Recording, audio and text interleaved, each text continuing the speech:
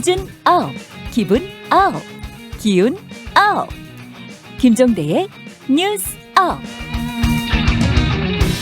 오늘 하루 관심을 끌었던 뉴스 업만의 시선으로 살펴보는 시간입니다.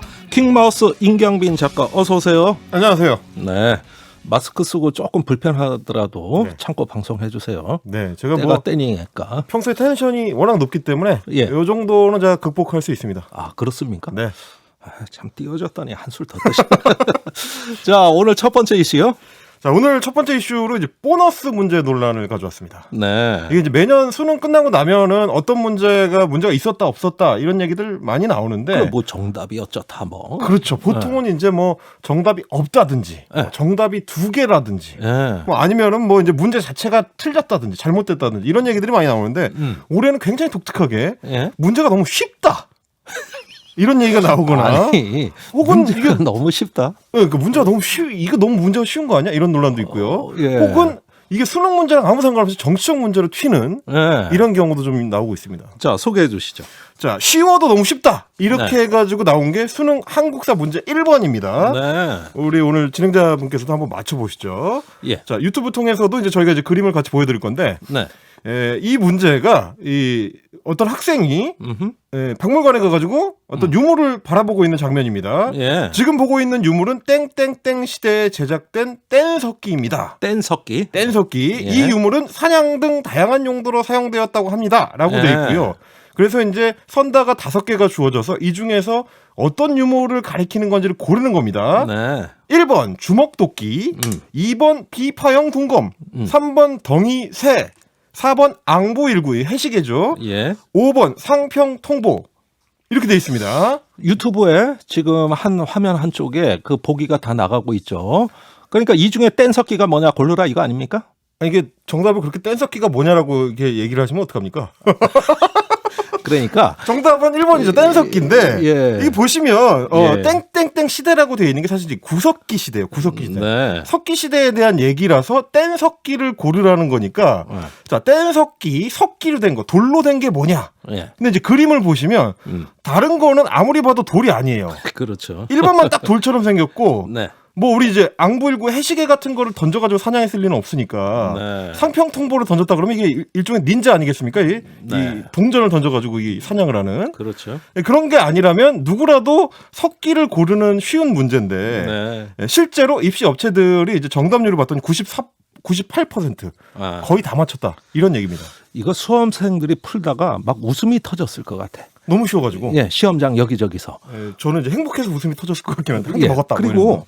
혹시 무슨 함정이 있는 거 아닐까? 이렇게 그렇죠. 쉬울 리가 없는데 예. 이래가지고 또 스트레스 받는 분 생겼겠어요. 그러니까 이게 너무 쉽다라는 이유가 뭔지를 좀 봤더니 이게 이제 2016년 박근혜 정부 때 그 한국사가 수능의 필수 과목으로 편입이 됐습니다. 아하. 뭐 기억하실지 모르겠지만 사실 박근혜 정부 때 이제 역사 관련된 논란이 굉장히 많았었고 아이고 허구한 날 그랬죠. 그렇죠. 뭐 이제 건국절 논란도 있었고요. 예. 그 전에 조금 앞에는 이제 북침이냐 남침이냐 6.25 전쟁이 북침이냐 남침이냐를 그렇죠. 가지고 누가 봐도 국사 문제라기보다는 국어 문제에 가까운 네. 그런 논란이 있었기 때문에 이걸 필수로 지정을 해가지고 학생들이 한국사를 꼼꼼하게 배우도록 해야 된다는 의지를 가지고 또 국정 역사 교과서까지 간 거 아닙니까? 그렇죠. 거기까지 이제 막 아무도 권하지 않았는데 막 달려 나가셨죠. 예. 이제 그랬던 역사 때문에 아하. 한국사 과목이 이제 수능 필수 과목으로 지정이 됐고 예. 그러다 보니까 아무래도 한 과목의 필수 과목이 늘어나니까 예. 이게 좀 부담을 좀 줄여보자, 학생들의 부담을 줄여보자는 의도로 조금 좀 쉽게 문제가 출제가 되는 그런 경향이 나타나게 됐다고 합니다. 만약에 어려웠으면은 문제가 어려웠으면 그때 역사 과목이 하나 추가된 거거든요. 수능에. 그렇죠. 예. 학생들 열받았다고. 그러니까요. 그러니까 쉽게라도 내서 위로해줘야 쉽게라도 된다. 해야 이거 아닐까요? 이런 의도가 있었던 거고. 아하. 다만 이제 현장에서 그 학생들 가르치는 선생님이 이제 제 친구 중에 한 명 있어가지고 예. 전화를 해봤더니 아무리 쉽게 내도 이 국어 문제처럼 되면 안 된다.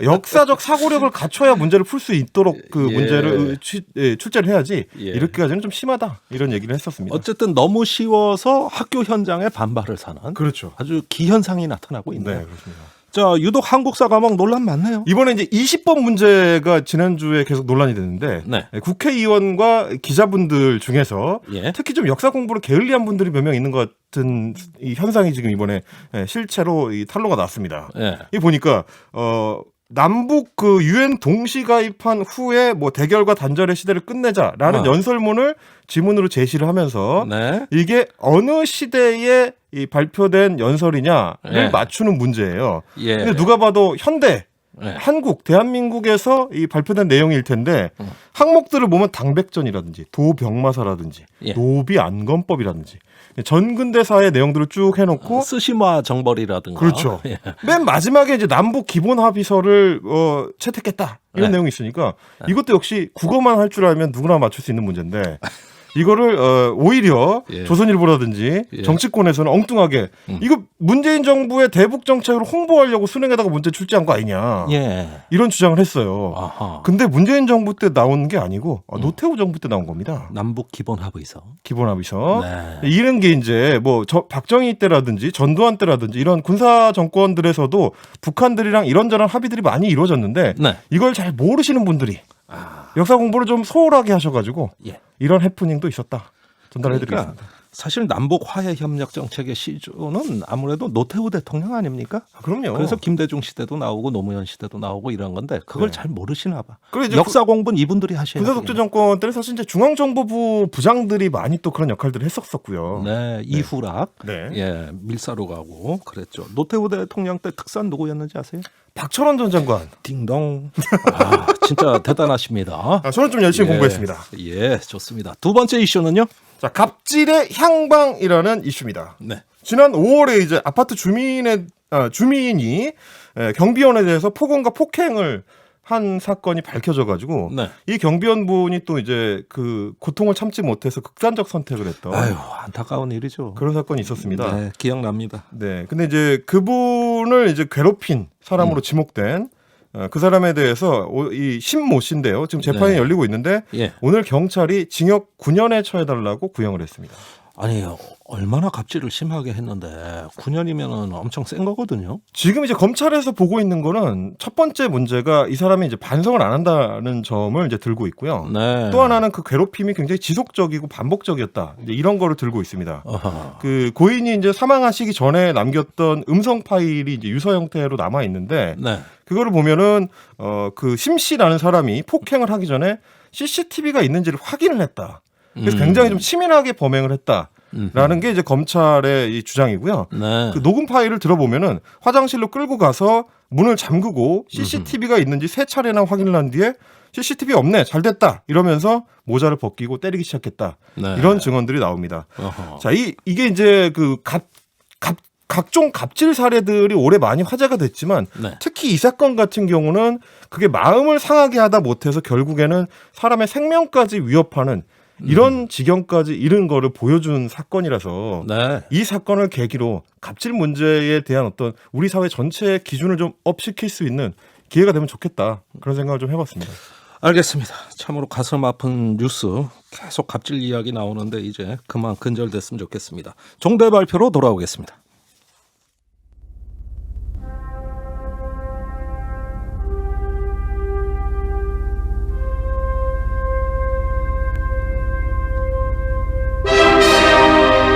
종대 발표. 한국방송 최초 스몰 데이터 기반 청취자 선정 검색어 종대 발표. 뉴스업은 공장에서 뉴스를 찍어내지 않습니다. 우리는 더 나은 현실을 꿈꾸지 않을 수가 없죠. 킹마우스와 저희 김종대의 뉴스업 제작진이 고른 더 나은 미래를 위한 대안의 상상어 검색어 대결 시간입니다. 자, 오늘은 어떤 검색어 골라오셨습니까? 제가 가져온 대한 검색어는 코로나 부유셋입니다. 코로나 부유세. 예. 우리도 필요하다는 의미로 제가 가져와 봤는데 설명해 주세요. 자, 코로나19라는 바이러스의 가장 지독한 점 중에 하나는 가장 사회적으로 약한 계층을 집요하게 공격해서 무너뜨린다는 겁니다. 뭐 예를 들면 재택근무를 할 수 없는 일용직 비정규 노동자라든지 네. 혹은 이제 배달을 할 수 없는 한계 자영업자들이라든지 네.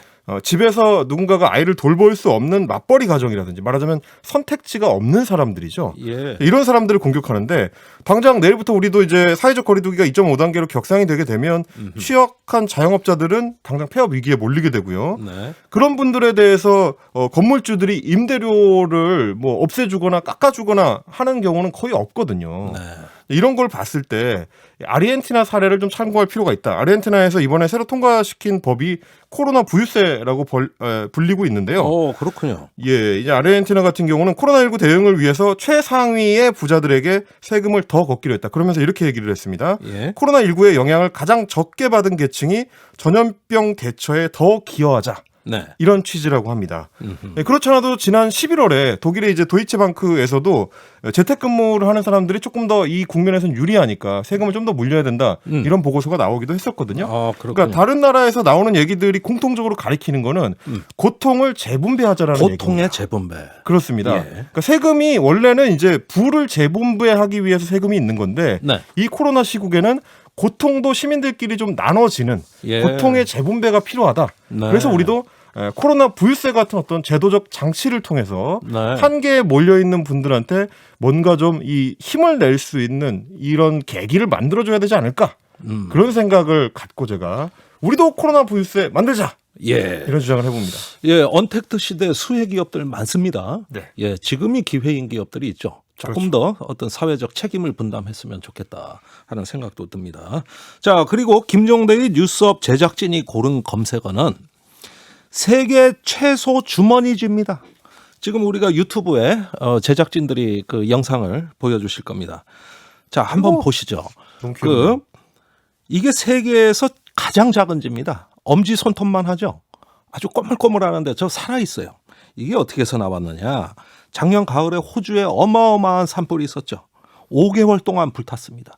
그래가지고 아름다운 숲과 섬이 뭐 다 잿더미 된 건 물론이고 코알라 경우에 서식지의 80%가 파괴돼가지고 멸종위기에 달했습니다. 자, 그런데 그 잿더미를 찾다가 이 쥐가 발견된 거예요. 무게는 겨우 7g. 세계에서 가장 작은 쥐인데 이 명칭이 어려워요. 제가 잘 읽어드릴게요. 티즈메이니아 피그미 주머니쥐라고 합니다. 태즈메니아. 그렇습니까? 네. 예, 태즈메니아. 예. 어쨌든 이렇게 워낙 그 작은 쥐를 잿더미 속에서 찾아낸 건 이건 기적입니다. 지구를 살리라는 마지막 호소입니다. 자, 그래서 작은 것이 아름답다라는 위안을 또 갖기도 하지만은 그것보다는 기후 위기로 이 생명을 위태롭게 한 우리 사람들의 책임이다. 그래서 이 쥐를 기억하자 이런 의미에서 세계 최소 주머니 쥐를 선정했습니다. 자, 킹마우스 임경빈 작가의 코로나 부유세, 제작진의 세계 최소 주머니 쥐, 무엇이 더 미래를 위해 좋을지 지금 바로 메시지 많이 보내주세요.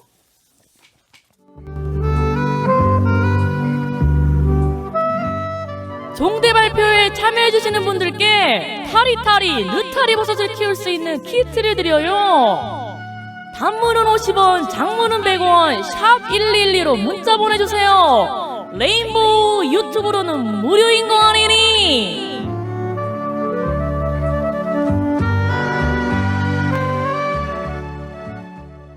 종대 발표, 오늘의 검색어를 발표하겠습니다. 1등 검색어는 코로나 부유세입니다. 축하합니다. 감사합니다. 연전연승이세요? 일단은 사실 지금 너무 고통받는 분들이 네. 많기 때문에 거기에 대한 공감이 크게 작용을 하지 않았나 이런 생각을 하게 됩니다. 좋습니다. 당첨자님 게이트 권님입니다. 자, 타리타리 느타리 버섯 키트 받으실 주소를 우물정 1212로 남겨주세요. 단문 50원, 장문 100원의 유료 문자입니다. 게이트 권님은 고통의 재분배 해야죠. 메시지도 단호하게 남겨주셨습니다. 감사합니다. 네, 킹마우스 수고하셨습니다. 고맙습니다.